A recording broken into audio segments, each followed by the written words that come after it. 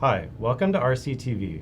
We're here with Dr. Verbaas, who's the CEO and director, as well as Dr. Luke Bickerton, VP of Exploration at CAVU Energy Metals.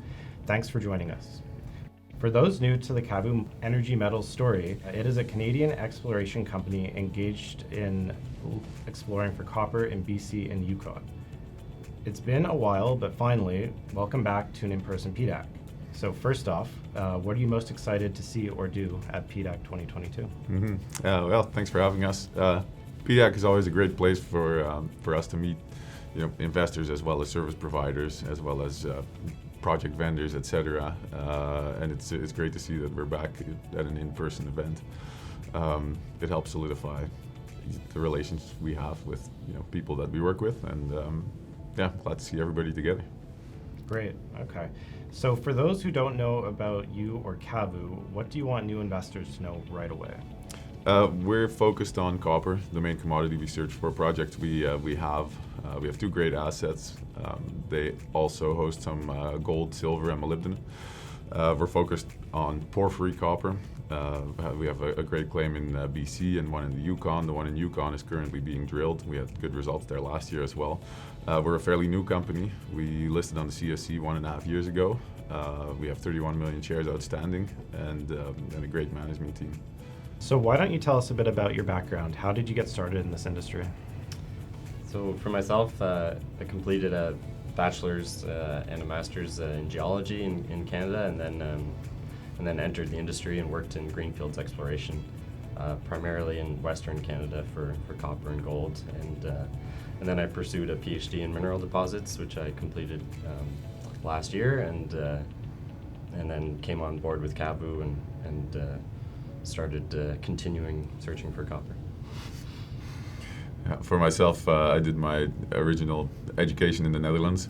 Finished my master's in, I think it was 2011. Back there, the choices you have as a geologist are to enter the oil and gas industry or work in dredging companies, those kind of things. And that didn't excite me too much. I wanted to get into mineral exploration, so I moved to Australia. I worked there for a year in the gold fields, and then pursued a PhD in Canada, in Vancouver, where I met Luke. Simon Fraser University. Finished that in 2017 and have worked in junior exploration since. Let's get into a bit more detail on CAVU Energy Metals. So you recently made an addition to your project portfolio, so could you give us an overview of the STAR project? Yeah, for sure. So the STAR project is north of Telegraph Creek. It's a large porphyry project. It is an acquisition we've worked on for a while.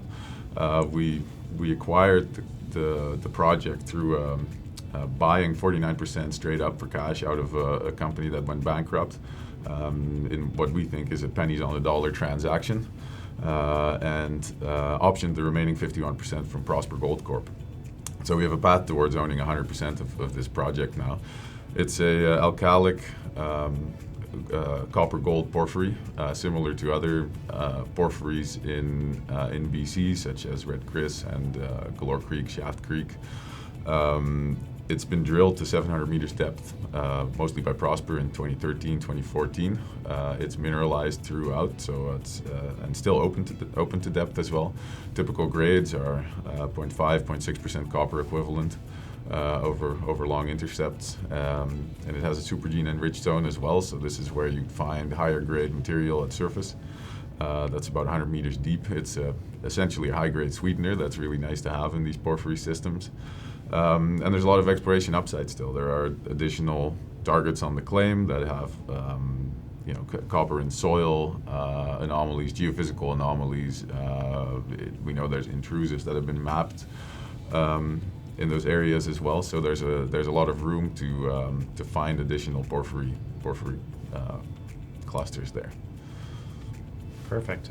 So Luke, maybe you can give us a bit more detail on the historical work that's been conducted at STAR. Yeah, so initially copper was found on the property in the mid-30s, and then additional targets were really defined in the mid-70s.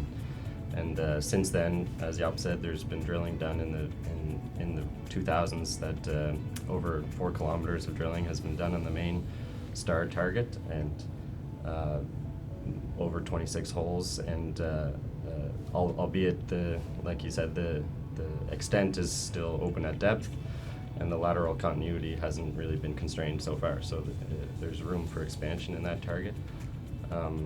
And deep drilling hasn't really been done. I think maybe 4 holes has been drilled beneath 250 meters. So there's additional room for exploration there. As well as over a kilometer of trenching has been done on the different targets. So surface mineralization has been pretty well defined there. Perfect. Okay, so let's turn over to Hopper a little bit. You had a successful exploration season there last year. How did your understanding of the mineralization and mineralizing system there change following last year's program?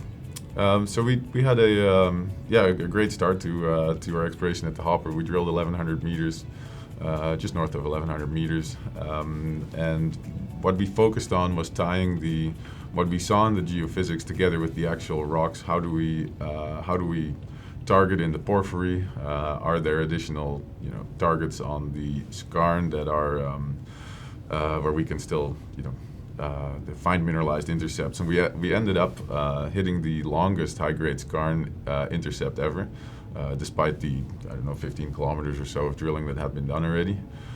That was 22 meters at 1.8% copper equivalent. That really showed us how the geophysics again ties in with the mineralization, and it allows us to target further in the skarn. We also hit the first disseminated mineralization in the porphyry intrusion. So that was a very exciting find as well. So maybe I should backtrack a little, but the Hopper it's a multi-target porphyry complex with skarn mineralization on the periphery of it. The skarn has been mostly drilled, and our hypothesis has always been if we can find the porphyry that's caused that skarn. Porphyries tend to cause or form skarns if they form in the right host rock. If we can find the porphyry center, then we're sitting on a potential world-class project. So that's what we've been working towards. Excellent. Okay. So how many of these skarn horizons have been identified so far, and how much drilling do you think it'll take to drill those off? Yeah, the host rock there is pretty easy to understand, actually. It's almost like a layer cake stratigraphy. And so in that strata, we see at least 6 or 7 skarn horizons that are repeating, and the deeper you go.